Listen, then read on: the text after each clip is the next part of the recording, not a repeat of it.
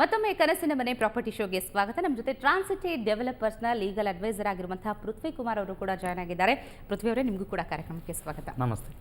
So ಗ್ರಾಹಕರ ಪ್ರಶ್ನೆಯನ್ನೇ ಕೇಳೋದಾದ್ರೆ, ನಿಜಕ್ಕೂ ಇಲ್ಲಿ ಒಂದು ಸೈಟ್ ಖರೀದಿ ಮಾಡಬೇಕು ಅಂದರೆ ಏನೆಲ್ಲ ಡಾಕ್ಯುಮೆಂಟ್ಸ್ಗಳು ಬೇಕಾಗಬಹುದು, ಲೀಗಲಿ ಏನೆಲ್ಲ ಅಂಶಗಳ ಬಗ್ಗೆ ಗಮನ ಹರಿಸಬೇಕು ಅಂತ ಹೇಳ್ತೀರಿ? ಮೊಟ್ಟ ಮೊದಲನೇದಾಗಿ ನಾನು ಏನು ಹೇಳಕ್ಕೆ ಇಷ್ಟಪಡ್ತೀನಿ ಅಂತಂದರೆ, ಟ್ರಾನ್ಸಿಟಿ ಡೆವಲಪರ್ಸ್ ಅನ್ನೋದು ಒಂದು ನೋಂದಾಯಿತವಾದಂಥ ಒಂದು ಸಂಸ್ಥೆ. ಅದು ಶ್ರೀಯುತ ನಂದಗೋಪಾಲ್ ಹಾಗೂ ಶ್ರೀಯುತ ರವಿ ಅವರಿಂದ ಇದೊಂದು ಸುಮಾರು 6 ವರ್ಷದಿಂದ ಇದು ನಡ್ಸ್ಕೊಂಡು ಬರ್ತಾ ಇದ್ದಾರೆ.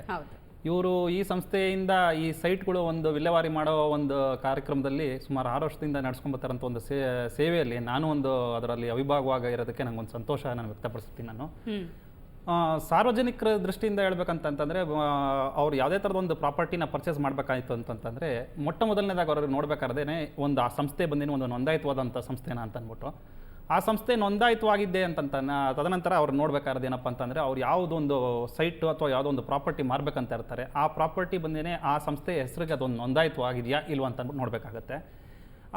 ಪ್ರತಿಯೊಂದು ಲ್ಯಾಂಡು ನಿಮಗೆ ಅದು ರೆಡಿ ಫಾರ್ ಸೈಟ್ಸ್ ಅಂತ ಅಂದ್ಬಿಟ್ಟು ಆ ಥರ ಇರೋದಿಲ್ಲ. ಅದು ರೆಸಿಡೆನ್ಷಿಯಲ್ ಪರ್ಪಸ್ಗೆ ಅಂತ ಇರೋದಿಲ್ಲ, ಎಲ್ಲ ಅಗ್ರಿಕಲ್ಚರ್ ಲ್ಯಾಂಡ್ ನೇಚರಲ್ಲಿ ಇರ್ತದೆ. ಸೊ ಆ ಒಂದು ನೋಂದಾಯಿತವಾದಂಥ ಒಂದು ಸಂಸ್ಥೆ ಬಂದೇನೆ ಆ ಒಂದು ಲ್ಯಾಂಡ್ನ ಅಗ್ರಿಕಲ್ಚರಿಂದ ನಾನ್ ಅಗ್ರಿಕಲ್ಚರ್ ಪರ್ಪಸ್ಗೆ ಅಂತ ಅಂದರೆ ಒಂದು ವಸತಿ ಇದಕ್ಕೋಸ್ಕರ ಪರ್ಪಸ್ಗೆ ಅಂತ ಅಂದ್ಬಿಟ್ಟು ಅದನ್ನು ಒಂದು DC ಕನ್ವರ್ಷನ್ ಅಂತ ಮಾಡಿಸ್ಕೊಳ್ಬೇಕಾಗತ್ತೆ. ಆ DC ಕನ್ವರ್ಷನ್ ಅಂತ ಮಾಡಿಸ್ಕೊಂಡಿದ್ದ ತದನಂತರ ಆ ಸೈಟ್ಗಳಾಗಿ ವಿಂಗಡಣೆ ಮಾಡಿಸ್ಕೊಂಡು ಆ ಸೈಟ್ಗಳಿಗೆ ಬಂದಿರೋ ಒಂದು ಮಾನ್ಯತೆ ಪಡೆಯೋದಕ್ಕೋಸ್ಕರ ಅಂತ ಅಂದ್ಬಿಟ್ಟು ಆ ವಿನ್ಯಾಸ ಏನಿರ್ತದೆ ಅದಕ್ಕೆ ಒಂದು ಅಂಗೀಕಾರ ಪಡಿಬೇಕಾಗುತ್ತೆ.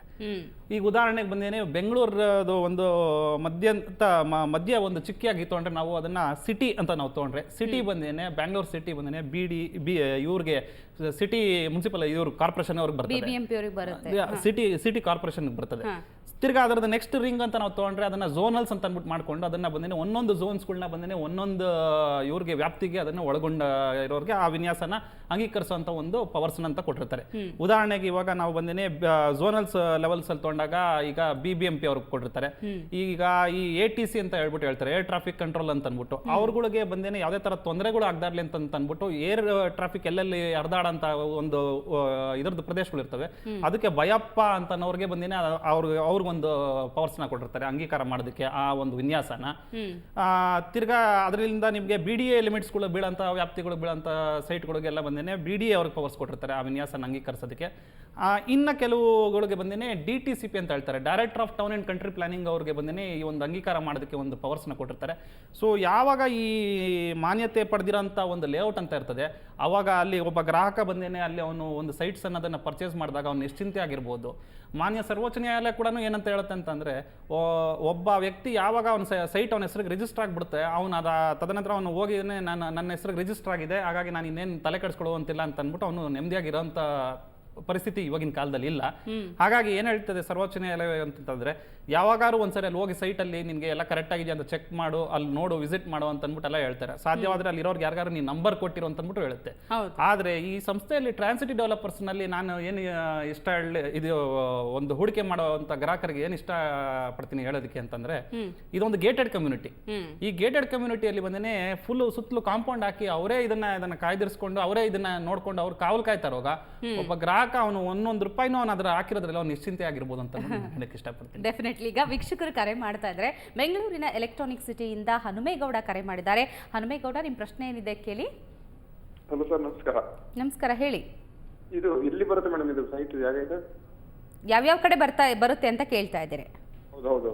ಓಕೆ ಹನುಮೇಗೌಡ ಅವರೇ, ನಮ್ಮ ಪ್ರಾಜೆಕ್ಟ್ಸ್ ಎಲ್ಲ ಟುವರ್ಡ್ಸ್ ಬ್ಯಾಂಗ್ಳೂರ್ ನಾರ್ತ್, ಅಂದರೆ ಟುವರ್ಡ್ಸ್ ದೇವನಹಳ್ಳಿ ಮತ್ತು ಬ್ಯಾಂಗ್ಳೂರ್ ಇಂಟರ್ನ್ಯಾಷನಲ್ ಏರ್ಪೋರ್ಟ್ ಕಡೆ ಬರ್ತಕ್ಕಂಥ ಪ್ರಾಜೆಕ್ಟ್ಸು. ಮತ್ತು ಇನ್ನೊಂದು ಪ್ರಾಜೆಕ್ಟ್ ಬಂದು ಈಗ 2-3 ವಾರದ ಹಿಂದೆ ಲಾಂಚ್ ಮಾಡಿರ್ತಕ್ಕಂಥ ಪ್ರಾಜೆಕ್ಟು, ಅದು ರಾಯಲ್ ಪ್ಯಾರಡೈಸ್.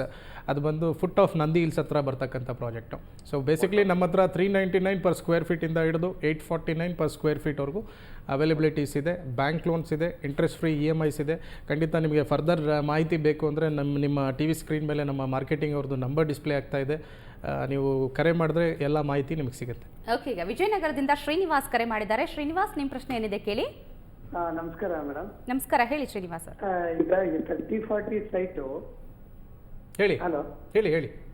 ನಮಸ್ಕಾರ ಸರ್. ಈ 30-40 ಸೈಟು ಹೇಳಿ, ಕೇಳಿಸ್ತಾ ಇದೆ ಹೇಳಿ. ಎಷ್ಟು ರೇಟ್ ಆಗುತ್ತೆ, ಮತ್ತೆ ಇದು ಡೌನ್ ಪೇಮೆಂಟ್ ಎಷ್ಟು ಮಾಡಬೇಕು, ಮತ್ತೆ ನಮ್ಗೆ ಇನ್ಸ್ಟಾಲ್ಮೆಂಟ್ ಮುಖಾಂತರ ಏನಾದ್ರು ಸಿಗುತ್ತಾ? ಖಂಡಿತ. ಫಾರ್ ಎಕ್ಸಾಂಪಲ್ ನಿಮಗೆ ಆರ್ಕಿಡ್ ಪ್ಯಾರಡೈಸ್ ಮತ್ತು ಟ್ರಾನ್ಸ್ ಮ್ಯಾಗ್ನೋಲಿಯಾ ಅಂತಕ್ಕಂಥ ಪ್ರಾಜೆಕ್ಟು ಒಂದು 499 ಪರ್ ಸ್ಕ್ವೇರ್ ಫೀಟ್, ಇನ್ನೊಂದು 450 ಪರ್ ಸ್ಕ್ವೇರ್ ಫೀಟಲ್ಲಿ ಸಿಗುತ್ತೆ. ಇಲ್ಲಿ ನಿಮಗೆ 30-40 ಉದಾಹರಣೆ ಕೊಡೋದಾದರೆ ಆರ್ಕಿಡ್ ಪ್ಯಾರಡೈಸಲ್ಲಿ ಅಪ್ರಾಕ್ಸಿಮೇಟ್ಲಿ ಅರೌಂಡ್ 6 ಲ್ಯಾಕ್ ರುಪೀಸ್ ಆಗುತ್ತೆ. ನಿಮಗೆ ಡೌನ್ ಪೇಮೆಂಟ್ ಅಂದರೆ ನಿಮಗೆ ಪ್ರಾಜೆಕ್ಟ್ ನೋಡ್ಕೊಂಬಂದು ಇಷ್ಟವಾದ ಪಕ್ಷದಲ್ಲಿ 10,000 ರುಪೀಸ್ ಕೊಟ್ಟು ಬುಕಿಂಗ್ ಮಾಡ್ಕೋಬೋದು. ನಿಮಗೆ 7 to 10 ಡೇಸ್ ಟೈಮ್ ಇರುತ್ತೆ ಸೇಲ್ ಅಗ್ರಿಮೆಂಟ್ ಅಮೌಂಟ್ ಹಾಕೋದಕ್ಕೆ, ಅಂದರೆ 35% of the total cost. So approximately ನಿಮ್ಗೆ ಅರೌಂಡ್ 1.8 to 2 ಲ್ಯಾಕ್ ರುಪೀಸ್ ಬರುತ್ತೆ. ಸೊ ಅದು ಮಾಡ್ಕೊಂಡಿದ್ದ ತಕ್ಷಣ ನಿಮಗೆ ಸೇಲ್ ಅಗ್ರಿಮೆಂಟ್ ಅಂತ ಒಂದು ಪ್ರೋಸೆಸ್ ಮಾಡಿಕೊಡ್ತೀವಿ. ಅದಾದ ನಂತರ 65% ಏನಿದೆ ಆ ಬ್ಯಾಲೆನ್ಸ್ ಅಮೌಂಟು, ಅದಕ್ಕೆ ನಿಮಗೆ 14 to 15 ಮಂತ್ಸ್ ಕಾಲಾವಕಾಶ ಇರುತ್ತೆ. ನೀವು ಎಷ್ಟು ಬೇಕಾದರೂ ಇನ್ಸ್ಟಾಲ್ಮೆಂಟು ಪೇ ಮಾಡ್ಬೋದು. ಅದು ಇಷ್ಟೇ ಕಂತಲ್ಲಿ ಕಟ್ಟಬೇಕು ಅನ್ನೋದೇನಿರಲ್ಲ. ಆ 15 ಮಂತ್ಸಲ್ಲಿ ನೀವು ಆ ಬ್ಯಾಲೆನ್ಸ್ 65% ಕ್ಲಿಯರ್ ಮಾಡಿದ್ರೆ ನಿಮ್ಗೆ ಇಮಿಡಿಯೇಟ್ ರಿಜಿಸ್ಟ್ರೇಷನ್ ಕೂಡ ಆಗುತ್ತೆ. ಓಕೆ, ಪೃಥ್ವಿ ಅವರೇ, ಕೊನೆಯದಾಗಿ ಕೇಳೋದಾದರೆ ಬಹಳಷ್ಟು ಜನರಲ್ಲಿ ತಪ್ಪು ತಿಳುವಳಿಕೆ, ಸ್ಯಾಲ್ರಿಡ್ ಅಕೌಂಟ್ ಅವರಿಗೆ ಅಷ್ಟೇ ಸಾಲದ ಸೌಲಭ್ಯ ಸಿಗುತ್ತೆ. ಜೊತೆಗೆ ಇಲ್ಲಿ ಬಹಳಷ್ಟು ಪ್ರಾಜೆಕ್ಟ್ಗಳಲ್ಲಿ ಇಂಟ್ರೆಸ್ಟ್ ಫ್ರೀ EMIಗಳನ್ನು ಕೂಡ ಕೇಳಿದ್ವಿ. ಸೊ ಸಾಲ ಪಡಿಬೇಕು ಇಲ್ಲಿ ಟ್ರಾನ್ಸ್ ಸಿಟಿ ಡೆವಲಪರ್ಸಲ್ಲಿ ನಿವೇಶನದ ಜೊತೆಗೆ ಅಂದರೆ ಏನೆಲ್ಲ ಮಾಡಬೇಕಾಗುತ್ತೆ? ಇದು ಭಾಳ ಒಳ್ಳೆ ಕ್ವೆಶನ್ ಕೇಳಿದ್ರಿ ನೀವು. ನಾನು ಇದರಲ್ಲಿ ಏನು ಹೇಳಲಿಕ್ಕೆ ಇಷ್ಟಪಡ್ತೀನಿ ಅಂತಂದರೆ, ಈ ಟ್ರಾನ್ಸ್ ಸಿಟಿ ಡೆವಲಪರ್ಸಲ್ಲಿ ಇದಕ್ಕೆ ಅಂತಲೇ ಒಂದು ವಿಭಾಗ ಮಾಡ್ಕೊಂಡಿದ್ದಾರೆ. ಸೊ ಸ್ಯಾಲರಿಡ್ ಪರ್ಸನ್ಸ್ಗಳಿಗೆ ಏನು ಇದು ಅದಕ್ಕೆ ಚೆಕ್ ಲಿಸ್ಟ್ ಅಂತ ಅಂದ್ಬಿಟ್ಟು ಕೊಟ್ಟಿರ್ತಾರೆ. ಆ ಚೆಕ್ ಲಿಸ್ಟ್ ಪ್ರಕಾರ ಏನೇನು ಇದು ಮಾಡಬೇಕಾಗುತ್ತೆ ಪ್ರೊಸೀಜರ್ಸ್ ಅಂತ ಅಂದ್ಬಿಟ್ಟು ಅದನ್ನೆಲ್ಲ ಅವರೇ ಕ್ಲೀನಾಗಿ ಅವ್ರು ನಿಮಗೆ ಬ್ರೀಫಿಂಗ್ ಮಾಡ್ತಾರೆ. ಹಾಗಾಗಿ ನಾನು ಏನು ಇಷ್ಟಪಡ್ತೀನಿ ಇಲ್ಲಿ ಹೇಳಲಿಕ್ಕೆ ಅಂತಂದರೆ, ಎಷ್ಟೋ ಸಾರಿ ಕಸ್ಟಮರ್ಸ್ಗಳಿಗೆ ಬಂದೇ ಎಷ್ಟು ಒಂದು ಆತಂಕ ಇರುತ್ತೆ ಅಂತಂದರೆ, ನಾನು IT ರಿಟರ್ನ್ಸ್ಗಳು ಏನಾರು ನಾನು ಫೈಲ್ ಮಾಡಿದರೆ ಆ ಥರ ಸಿಗುತ್ತಾ ಲೋನ್ಸ್ಗಳು ಹಂಗೆ ಹಿಂಗೆ ಅಂತ ಅಂದ್ಬಿಟ್ಟೆಲ್ಲ ಹೇಳ್ತಾರೆ.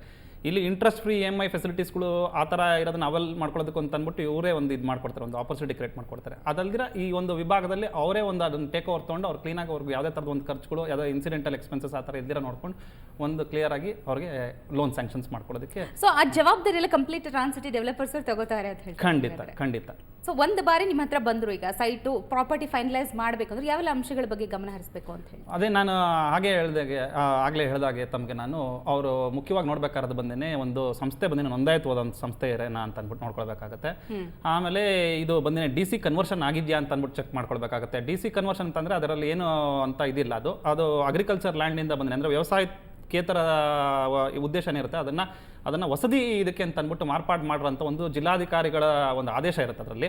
ಅದಾದಮೇಲೆ ಆ ಒಂದು ಏನು ಲೇಔಟ್ ಬಡಾವಣೆ ಅಂತ ಇರುತ್ತೆ, ಆ ಬಡಾವಣೆಗೆ ಬಂದಿನ ಒಂದು ಮಾನ್ಯತೆ ಪಡೆದಿರಬೇಕು. ಅದು ಆ ಮಾನ್ಯತೆ ಪಡೆದಿತ್ತು ಅಂತಂತಂದರೆ ಅವಾಗ ನಾನು ಬಂದಿನ ಈಗ ಕೆಲವು ರೆವಿನ್ಯೂ ಸೈಟ್ಗಳು ಅಂತ ತೊಗೊಳ್ಳಿ ಒಂದು ಉದಾಹರಣೆಗೆ. ಆ ರೆವಿನ್ಯೂ ಸೈಟ್ಗಳಲ್ಲಿ ಪಕ್ಕದಲ್ಲಿ ರೋಡ್ ಅಂತ ಅಂದ್ಬಿಟ್ಟು ತೋರಿಸಿರ್ತಾರೆ ಮಾರಾಟ ಮಾಡುವಾಗ. ಆ ರೋಡ್ ಅಂತ ತೋರಿಸಿರ್ತಾರೆ. ಆ ರೆವಿನ್ಯೂ ಸೈಟ್ ಮಾರೋಂಥ ಲ್ಯಾಂಡ್ ಲಾರ್ಡ್ಸ್ಗಳು ಬಂದಿನೇ ಅವ್ರಿಗೇನೋ ಒಂಥರ ಕ್ರೇಜ್ ಬರುತ್ತೆ, ಯಾವುದೋ ಒಂದು ಹೊಸ ವೆಹಿಕಲ್ ಲಾಂಚ್ ಆಗುತ್ತೆ ಅಂತ ಇಟ್ಕೊಳ್ಳಿ. ಆವಾಗ ಆ ಕ್ರೇಜ್ಗೆ ಅವ್ರಿಗೆ ಇಫ್ ದೇ ಫಾಲ್ ಡೆಫಿಸಿಟ್, ಅದಕ್ಕೆ ಏನಾದ್ರು ದುಡ್ಡು ಶಾರ್ಟೇಜ್ ಆ ಥರ ಬಂತು ಅಂತಂದರೆ ಪಕ್ಕದಲ್ಲಿರೋ ರೋಡ್ನ ಬಂದಿನ ಅದನ್ನೊಂದು ಸೈಟ್ ಬಿಡಮ್ಮ ಅಂತ ಅಂದ್ಬಿಟ್ಟು ಮಾಡೋ ಒಂದು ಆ ಥರ ಇರುತ್ತೆ ಸಿಚುವೇಶನ್ಸ್ಗಳಿರುತ್ತೆ. ಆದರೆ ಈ ಮಾನ್ಯತೆ ಪಡೆದಿರುತ್ತೆ ನೋಡಿ, ಈ ವಿನ್ಯಾಸ ಮಾನ್ಯತೆ ಪಡೆದಿರೋಂಥ ವಿನ್ಯಾಸಗಳಲ್ಲಿ ಆ ಥರ ಮಾಡ್ಕೊಳ್ಳಿಕ್ಕೆ ಬರಲ್ಲ. ಏನಕ್ಕೆ ಅಂತಂದರೆ ಆ ಮಾನ್ಯತೆ ಕೊಟ್ಟಿರೋದ್ರಲ್ಲೇ ಒಂದು ಆದೇಶಗಳ ಹಿಂದೆ ಒಂದು ಒಡಂಬಡಿಕೆಗಳು ಮಾಡ್ಕೊಂಡಿರ್ತಾರೆ ಆ ಮಾನ್ಯತೆ ಕೊಟ್ಟಿರೋಂಥ ಅಧಿಕಾರಿಗಳು. ಈ ನಕ್ಷೆನ ಯಾವುದೇ ರೀತಿ ನೀವು ಮಾರ್ಪಾಡು ಆ ಥರ ಏನಾದ್ರು ಮಾಡ್ಕೊಂಡಿದ್ದಲ್ಲಿ ಇದು ಬಂದಿನ ಊರ್ಜಿತವಾಗಿರೋಂಥದ್ದು ಅನಾವೂರ್ಜಿತವಾಗಿಬಿಡ್ತದೆ ಇದು ಅಂತ ಅಂದ್ಬಿಟ್ಟು ಆ ಒಂದು ಭಯದಲ್ಲಿ ಅವರು ಹೆಜ್ಜೆ ಇಡೋದ್ರಿಂದ ಯಾವುದೇ ಥರದ್ದು ಗ್ರಾಹಕರು ಈ ಥರ ಮಾನ್ಯತೆ ಪಡೆದಿರೋಂಥ ಒಂದು ಬಡಾವಣೆಗಳಲ್ಲಿ ಭಯ ಪಡೋಂಥ ಆತಂಕ ಪಡೋಂಥದ್ದು ಯಾವುದೇ ವಿಷಯಗಳು ಇರೋದಿಲ್ಲ. ಹಾಗಾಗಿ ಆ ಒಂದು ಧೈರ್ಯದಲ್ಲಿ ಅವರು ಇದನ್ನಲ್ಲಿ ಇನ್ವೆಸ್ಟ್ ಮಾಡ್ಬೋದು ಅಂತ ಅಂದ್ಬಿಟ್ಟು. ಡೆಫಿನೆಟ್ಲಿ ಪೃಥ್ವಿ ಕುಮಾರ್ ಅವರೇ ಹಾಗೂ ನಂದಗೋಪಾಲ್ ಅವರೇ ಇಷ್ಟು ನಿವೇಶನ ಖರೀದಿ ಬಗ್ಗೆ ಸಾಕಷ್ಟು ಮಾಹಿತಿ ತಿಳಿಸ್ಕೊಟ್ಟಿದ್ರಿ. ಧನ್ಯವಾದ ಇಬ್ಬರಿಗೂ ಕೂಡ. ನಮಸ್ತೆ.